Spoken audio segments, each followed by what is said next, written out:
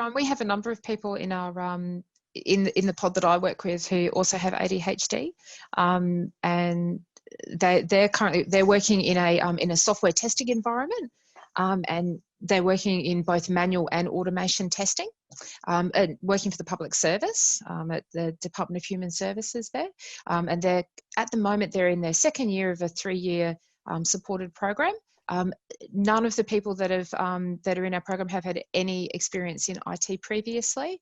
In fact, some of them have never worked before, and a lot of people have never been in environments outside of school or at home, and so we start the program very, very fresh, but just with enthusiasm and a set of skills that that is determined from our recruitment or our onboarding activities, which look at competencies as opposed to experience.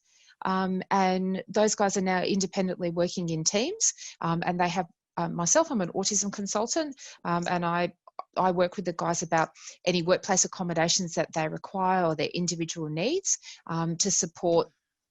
A lot of the time it's not even really to support their working environment, or to advocate for them in the workplace. A lot of the time it's about helping them to identify what it is that they themselves need to make a self-awareness of. So for example, one of the people that I work with who has ADHD has some difficulties with distraction in the workplace, and I spoke about that person before. So we have to, it's just a matter of self-awareness about the things in the workplace that do provide distraction, whether or not. So we've got these big computer screens that are everywhere that show everybody's it's a bit like a balanced scorecard that shows where you're at in terms of your objectives.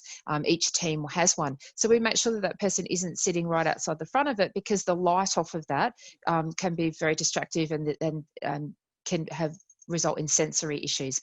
We also have noise reduction headphones, but it's not just about providing those tools for the person.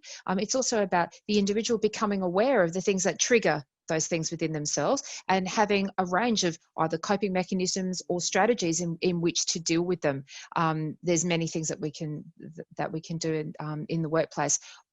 The individuals that I have there are doing exceptionally well. So they're meeting their standards, they're expanding their skill sets, and they're thinking about one of the people that I work with is, while they're in testing, has got their eye on a BA role, a business analyst role. So we're doing but that's fantastic, because it's about saying, this is what I'm enjoying doing now, but this is what I want to do in the future.